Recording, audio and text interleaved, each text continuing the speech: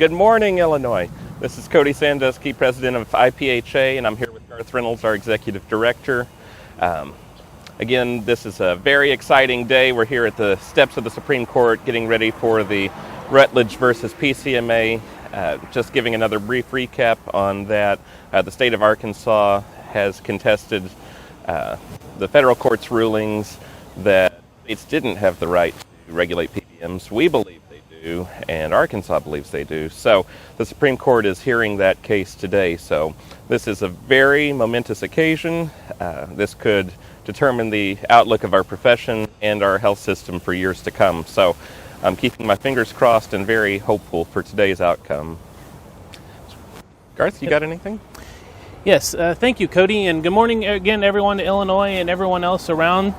And again, as Cody said, we're live here at the Supreme Court.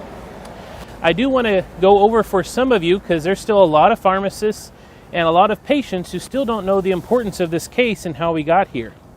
And as Cody said, the essence of this case is states' rights, and looking at whether or not the states, we've clawed away and chipped away at trying to regulate the abuses of PBMs, and seeing if we can have that right to have a full regulation of this sector that is, for most parts and most encompassing opinions, is completely unregulated. This has been a track that's been 15 years in the making. And this goes back even as far as most recently, in most people's memory, is 2014 with the PCMA versus Iowa. And a lot of IPHA members will remember that we were excited about those legislation at that time, but a lot of that legislation was factored in on MAC pricing and ERISA. And that ERISA part is the key here to the argument today, is whether or not ERISA provides them a shield to regulation or not. And then that steps forward to the case in Arkansas that went to the 8th Circuit Court of Appeals. And the 8th Circuit currently right now has agreed with the PBMs. And that's what the courts are here to decide today. The Supreme Court is here and the justices are here to listen to arguments today from Arkansas and the Solicitor General. And that's where this is really an important case for pharmacy, and one of the reasons why we have a really good case today.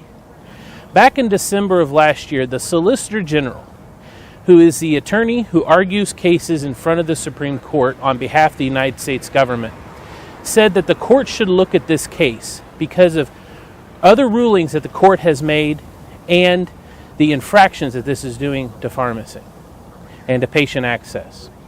So the Solicitor General filed that brief in December. The court did pick it up in January. And in February, Arkansas filed their brief, the Arkansas Attorney General, Leslie Rutledge, who will have her Solicitor General for Arkansas be providing their arguments today. But also in March, this is one thing that's wonderful about this case. All of pharmacy has come together around this case. Back in early March, right before COVID all started, 49 state pharmacy associations, including DC, filed what was called an amicus brief, or a friend of the court brief. So we had all of the state pharmacy associations joining NCPA, APHA, and the Arkansas Pharmacists Association saying, enough is enough, we are drawing the line here. In addition to that, NACDS, FMI, the Food Marketing Institute, put forward their own brief. And we will have to also say thank you to the Illinois Food Retailers Association for joining that brief. In addition, and this should show you the scope of how our argument is sustained, 45 attorney generals, 45, including the Attorney General for Illinois, Kwame Raoul, joined this brief. And we thank the Attorney General Raoul for doing this. He's been a longtime supporter of pharmacy, and we are glad to see that he was able to see the merits of this case as well.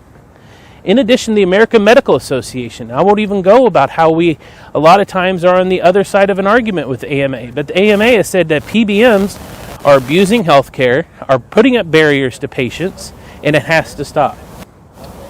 So as you remember, this was supposed to be heard back at the end of April. But then, of course, COVID-19 happened.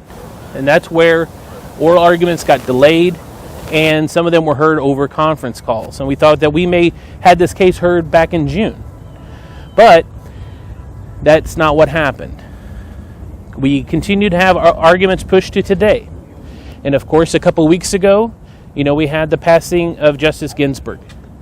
And that does put an interesting spin on this case.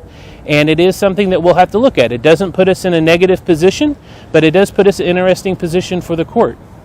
But we are still hopeful for today. We are proud for every one of you who have been supportive of the case so far and supportive of all state pharmacy associations, working with the nationals, saying, again, enough is enough. Cody, do you want to say anything else? No, I do thank you all for your support, and we actually, our Arkansas cohorts just joined us here, so we thank them for getting this ball rolling. Sure. Yeah. Yeah, go ahead. If you'd like to say something. Yeah, thanks, Cody. I want to say hello from Arkansas. This case is about not just our state, but every state. Consumers, patients, communities in Illinois and across the country. Health is wealth.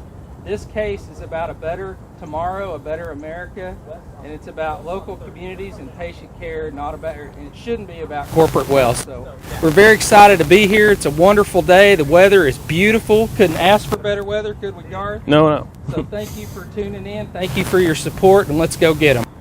Thank you.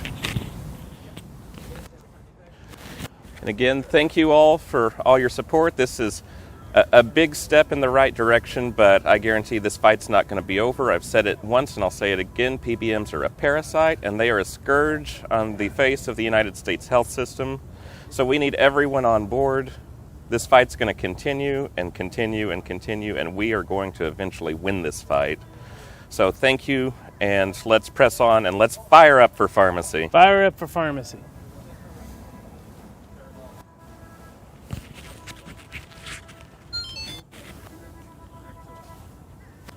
Is that a recording or is that